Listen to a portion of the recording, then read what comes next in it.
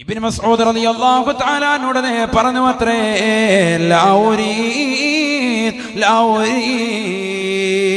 ഞാൻ ഉദ്ദേശിക്കുന്നില്ല, ഇത് വാങ്ങാൻ ഉദ്ദേശിക്കുന്നില്ല.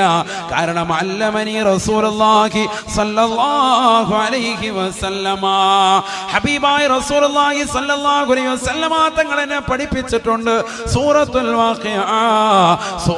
വാഖിയ അല്ലാഹുവിന്റെ റസൂൽ എന്നോട് ഓതാ പറഞ്ഞിട്ടുണ്ട്. ഞാനതെന്നെ പ്രിയപ്പെട്ട പെൺമക്കൾക്ക് പഠിപ്പിച്ചു കൊടുത്തിട്ടുണ്ട്. അതുകൊണ്ട് ഞങ്ങൾക്ക് ദാരിദ്ര്യത്തെ ഭയമില്ല, ഞങ്ങൾക്ക് ദാരിദ്ര്യത്തെ ഭയമില്ല. ഇബ്നു മസ്ഊദ് റളിയല്ലാഹു അൻഹു, ഞങ്ങൾക്ക് വേണ്ട ഇത്. അബൂബക്കർ സിദ്ദീഖ് റളിയല്ലാഹു അൻഹു വഫാത്തായി. അടുത്ത ഖലീഫ ഉമർ ബിൻ ഖത്താബ് റളിയല്ലാഹു അൻഹു. ഇതൊക്കെ ചരിത്രമാണ്, ഇതൊക്കെയല്ലേ പഠിക്കേണ്ടത്. ഉമർ ബിൻ ഖത്താബ് റളിയല്ലാഹു അൻഹു കൊടുത്തു വിട്ടു സ്വർണത്തിന്റെ ഒരു കിഴി, സ്വർണത്തിന്റെ കിഴിയാണ്. ഇതാ ബൈത്തുൽ മാലിൽ നിന്ന്, പൊതു സ്വത്തിൽ നിന്നാണ്, നിങ്ങൾക്ക് ഇതാ ഇതെടുക്കാം. നിങ്ങൾക്ക് ദാരിദ്ര്യ നിർമ്മാർജ്ജനം ചെയ്യാൻ പറ്റും, ഇതിലൂടെ ദാരിദ്ര്യം തുടച്ചു നീട്ടാൻ പറ്റും. നിങ്ങളൊരു മുതിർന്ന സ്വഹാബിയാണ്, ഇതെടുക്കണം. ഇബ്നു മസ്ഊദ് റളിയല്ലാഹു തആല അൻഹു പറഞ്ഞു, ഇല്ല ഇല്ല ഇല്ല ഇല്ല, എനിക്ക് സ്വർണം വേണ്ട, എനിക്ക് നിങ്ങളുടെ പണവും വേണ്ട. കാരണം എന്റെ ഹബീബ് സല്ലല്ലാഹു അലൈഹി വസല്ലമ തങ്ങൾ എന്നെ ഒരു സൂറത്ത് പഠിപ്പിച്ചിട്ടുണ്ട്. ആ സൂറത്തുൽ വാഖിയാണ്. അതെന്റെ പ്രിയപ്പെട്ടതാകുന്ന പെൺമക്കളെ പഠിപ്പിച്ചിട്ടുണ്ട്. അതുകൊണ്ട് ഞങ്ങൾ ദാരിദ്ര്യത്തെ ഭയക്കുന്നില്ല എന്ന് ഇബ്നു മസ്ഊദ് റളിയല്ലാഹു അൻഹു. മൂന്നാം ഖലീഫയാകുന്ന ഉസ്മാൻ ഇബ്നു അഫ്ഫാൻ തങ്ങളുടെ കാലഘട്ടത്തിൽ അദ്ദേഹവും ഇതാ കൊടുത്തു വിടുകയാണ്. ഹബീബായ നബി സല്ലല്ലാഹു അലൈഹി വസല്ലമ തങ്ങളുടെ മരുമകനായ ഉസ്മാൻ ഇബ്നു അഫ്ഫാൻ തങ്ങൾ കൊടുത്തുവിട്ട പൊതി പോലും ബഹുമാനപ്പെട്ട ഇബ്നു മസ്ഊദ് റളിയല്ലാഹു തആല അൻഹു സ്വീകരിച്ചില്ല. അദ്ദേഹം പറയുകയാണ്, എന്റെ പ്രിയപ്പെട്ടതാകുന്ന മക്കൾക്കും ഞാനിതാ സൂറത്തുൽ വാഖിയ പഠിപ്പിച്ചിട്ടുണ്ട്. അതുകൊണ്ട് ദാരിദ്ര്യത്തെ ഞങ്ങൾ ഭയക്കുന്നില്ല. ചരിത്രത്തിൽ കാണാം, ഉസ്മാൻ ഇബ്നു അഫ്ഫാൻ തങ്ങളുടെ കാലഘട്ടത്തിൽ മരണപ്പെട്ടു പോയ ഇബ്നു മസ്ഊദ് റളിയല്ലാഹു അൻഹുവിന്റെ കുടുംബത്തിന് പിന്നീട് ഒരിക്കൽ പോലും ഒരാളുടെ മുന്നാകെ അവർ കൈ നീട്ടേണ്ട ആവശ്യം വന്നിട്ടില്ല. പെൺമക്കൾ അധികരിച്ചതാകുന്ന സഹോദരങ്ങൾ, ഈ വിനീതന്റെ ശബ്ദം കേൾക്കുന്നുണ്ടെങ്കിൽ പരിശുദ്ധമായ ഖുർആനിലെ സൂറത്തുൽ വാഖിയ നിത്യമാക്കണേ. ഹബീബായ റസൂലുള്ളാഹി സ്വല്ലല്ലാഹു അലൈഹി വസല്ലമ തങ്ങൾ അത് ഓതാൻ വേണ്ടി കൽപ്പിച്ചതും സ്ത്രീകളോടാണ്. അല്ലിമൂഹുന്ന സൂറത്തുൽ വാഖിയ. നിങ്ങളുടെ പ്രിയപ്പെട്ട പെൺമക്കൾക്ക്, നിങ്ങളുടെ പ്രിയപ്പെട്ടതാകുന്ന സ്ത്രീ വിഭാഗത്തിന് സൂറത്തുൽ വാഖിയ പഠിപ്പിക്കണേ എന്ന് ഹബീബായ റസൂലുള്ളാഹി. മക്കള് വിശുദ്ധമായ ഖുർആൻ വീട്ടിലോതട്ടെ, ആ വീട്ടിലെ ദാരിദ്ര്യം മാറട്ടെ. വാപ്പ പ്രവാസ ലോകത്താണ്, അറബിയുടെ ചാട്ടവാറടി കൊണ്ട് മരുഭൂമിയിൽ പൊരുവയലത്ത് തന്റെ മക്കൾക്ക് വേണ്ടി, ഭാര്യയ്ക്ക് വേണ്ടി, കുടുംബത്തിന് വേണ്ടി അന്നം തേടിക്കൊണ്ട് പുറപ്പെട്ട പ്രിയപ്പെട്ട ഒപ്പ, അദ്ദേഹം പ്രവാസ ലോകത്ത് കഷ്ടപ്പെടുമ്പോ മകളിതാ ഖുർആൻ ഓതുകയാണ്. അള്ളാഹു അതിന്റെ കാരണമായി, ഭാര്യയുടെ ഖുർആൻ ഓതലിന്റെ കാരണമായി, പെൺമക്കളുടെയും ആൺമക്കളുടെയും ഖുർആനോത്തിന്റെ കാരണമായി വാപ്പയുടെ ജീവിതത്തിൽ ഇതാ സന്തോഷം നൽകുകയാണ്. വീട്ടിലെ മക്കള് ഖുർആൻ ഓതണം, അപ്പോഴേ വാപ്പയുടെ ജീവിതത്തിലും കച്ചവടത്തിലും ബർക്കത്തുണ്ടാവും. അല്ല, മക്കൾക്ക് ഫോൺ വിളിക്കുമ്പോ മുതൽ കാർ വേണോ മോനെ, കാർ എന്നാ പിടിച്ചോ, എന്ത് വേണമെങ്കിലും ഇട്ട് കൊടുക്കാം. ഫോൺ വേണോ, S3 മതിയോ, അതെ S4 വേണം, 5S മതി, ഓക്കെ എന്നാ പിടിച്ചോ, ആ കൊടുക്ക, വേഗം തന്നെ അയച്ചു. എല്ലാം വേണ്ടതൊക്കെ മക്കൾക്ക് കൃത്യമായിട്ട് എല്ലാം കൊടുക്കുക വാപ്പ. മക്കള് വീട്ടിലിരുന്ന് നല്ല രസം, കൊള്ളാവല്ലോ, ജിമിക്ക് കമ്മൽ, കൊള്ളാം. അല്ലാഹു നമ്മളെ കാത്ത് രക്ഷിക്കട്ടെ. ഇതല്ലേ പരിപാടി. പിന്നെ എങ്ങനെ ശരിയാകും? പിന്നെ ഉസ്താദേ എനിക്ക് 100 കോഴിമുട്ട ഞാൻ തരാം നേർച്ചയിലേക്ക്, ദ്വാരക്കെന്ന് പറഞ്ഞിട്ട് എന്താ കാര്യം? ഫായിദയില്ല. മക്കളെ മൊബൈൽ കയ്യിലിരിക്കുന്ന മൊബൈലും കൊണ്ട് തിരിച്ചു വന്നു കിട്ടേമ്പോ. ചില മക്കൾ വാപ്പ വാങ്ങിച്ചു കൊടുത്തൊന്നുമല്ല, കുട്ടികളുടെ കയ്യിൽ എങ്ങനെ മൊബൈൽ എത്തിയെന്ന് വാപ്പാക്ക് പോലും അറിയാൻ വരാം. കൂടിയ മൊബൈലൊക്കെ മക്കൾ ഉപയോഗിക്കുന്നതുകൊണ്ട് വാപ്പാക്ക് വലിയ സന്തോഷമാണ്. എൻ്റെ മോൻ്റെ ഇരിക്കുന്നുണ്ടോ, വലിയ മൊബൈലാണ്. അപ്പാടെ ഈ ചെറിയ നോക്കിയുടെ പഴയ സാധനം ഇരിക്കുന്നത്. എന്നാലും കുട്ടികളുടെ കയ്യിൽ അതിനേക്കാൾ വലിയ സ്ലൈറ്റ് പോലത്തെ വലിയ മൊബൈൽ എന്നാ വെച്ചോ, ടാബാണ് കുട്ടികളുടെ വലിയ മൊബൈൽ. ഇത് എവിടുന്നാടാന്ന് ഒരു വാപ്പ ചോദിക്കുന്നില്ല, ഉമ്മയും ചോദിക്കുന്നില്ല. എവിടുന്നാണ് ഇത്? ആരെങ്കിലും പോക്കറ്റടിച്ച് കിട്ടിയ കാശ് കൊണ്ട് മക്കൾ വാങ്ങിച്ചാണോ? അതൊന്നും. കുട്ടികളുടെ വഴിവിട്ട ജീവിതത്തിന് ഉപയുക്തമാകുന്ന സാമ്പത്തിക സ്രോതസ് എവിടുന്നാണ് വരുന്നതെന്ന് തിരക്കാത്ത കാലഘട്ടമാണിത്. ശരിയല്ലേ? കുട്ടികൾ ഇട്ടിരുന്ന ഡ്രസ്സ് ഇത് എവിടുന്നാണ്? നിനക്ക് ഈ പാൻറ് എവിടെ നിന്ന് കിട്ടിയാടാ? എവിടെ നിനക്ക് ഈ ടീഷർട്ട്? ആ പൈമാൻ ചോദിക്കുവോ? ഒരു യോതിരുമില്ല. എവിടുന്നെങ്കിലുമൊക്കെ ആയിക്കോട്ടെ, ആ ചിന്താഗതി പാടില്ല. നമ്മൾ വാങ്ങിച്ചു കൊടുക്കാത്തതാകുന്ന ഒരു നയാ പൈസക്കുള്ള സാധനവും നമ്മുടെ കുട്ടികൾ ഇടണ്ട. മറ്റൊരാളുടെ വസ്ത്രം എന്തെങ്കിലും ആയിക്കോട്ടെ, ഹലാലല്ലാത്ത ഒന്നും ഇടാൻ പാടില്ല. വളരെ ശ്രദ്ധിക്കണം. കാരണം എന്താ? ഹദീസില്ലേ قال رسول الله صلى الله عليه وسلم ما نبت من الحرام فالنار أولى به.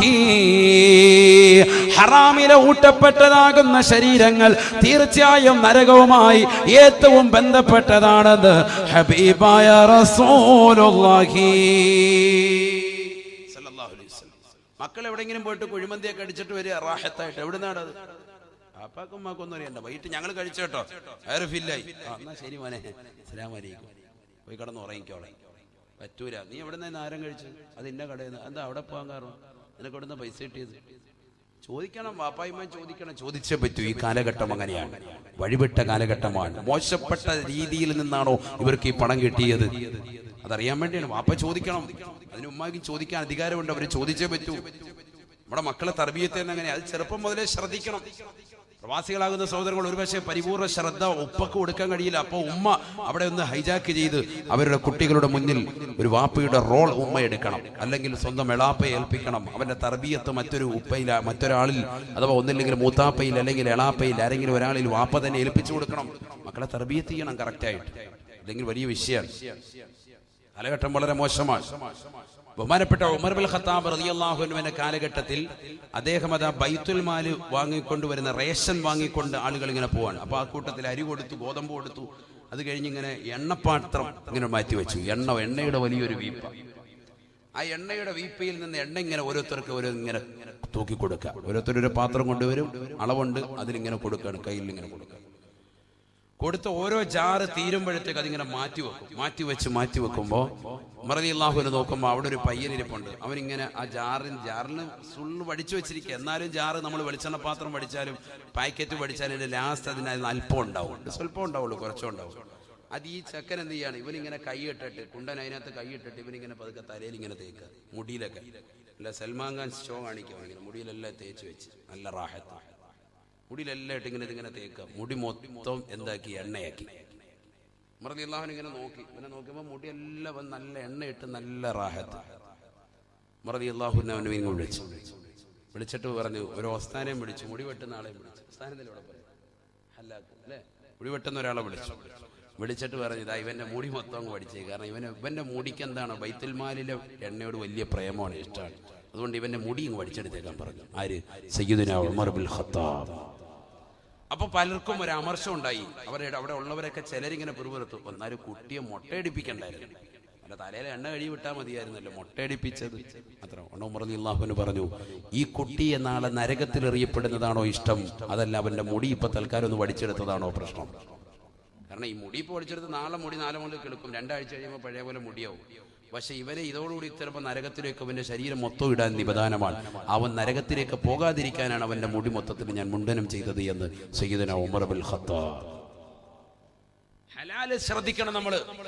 ഇത് തലയിൽ തേച്ചത്. നമ്മുടെ മക്കൾ അവിടെ ഇവിടെ പോയി കുഴിമന്തി അടിക്കുക റാഹത്തായിട്ട്, ഇതെല്ലാം ഉള്ളിക്ക് പോവുക. ഇങ്ങോട്ടാ പോകുന്നത്?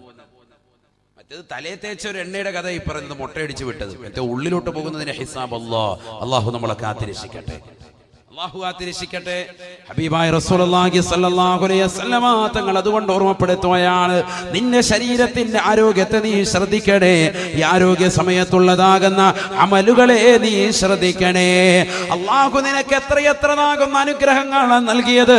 നിനക്ക് കൈകാലുകൾ നൽകിയില്ലയോ?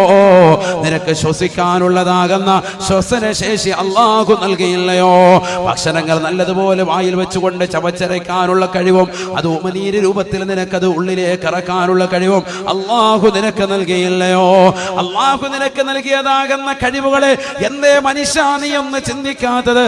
ഇന്ന അവ്വല മാ യസ്അലുൽ അബ്ദു യൗമൽ ഖിയാമത്തി അനിൻ النعيم. ഹബീബായ റസൂലുള്ളാഹി സ്വല്ലല്ലാഹു അലൈഹി വസല്ലമ തങ്ങൾ പറയുകയാണ്, നാളെ പടച്ച റബ്ബിന്റെ ദർബാറിലേക്ക് എത്തുമ്പോ അല്ലാഹു സുബ്ഹാനഹു വ തആല ആദ്യമായി ചോദിക്കുക, മനുഷ്യാമാനവാ, നിനക്ക് നൽകിയ അനുഗ്രഹമാണ്, നിനക്ക് നൽകിയിരിക്കുന്ന അനുഗ്രഹമാണ്.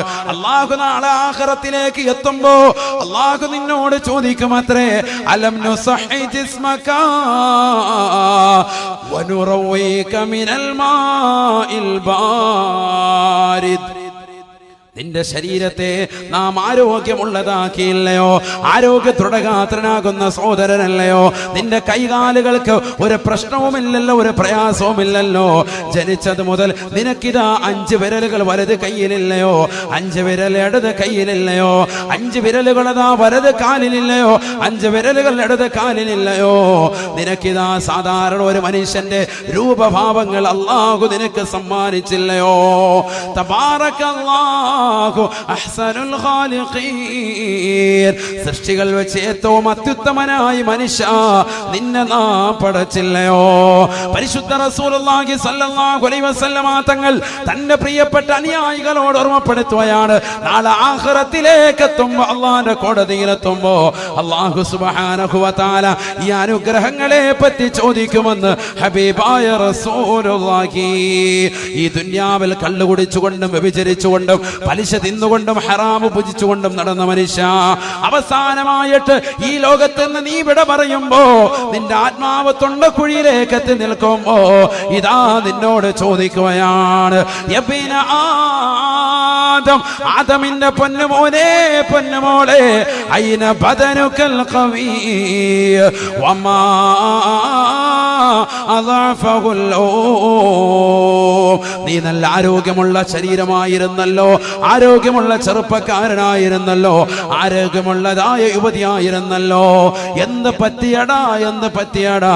നിന്റെ ശരീരത്തെ ഇന്ന് ബലഹീനപ്പെടുത്തിയതെന്താ?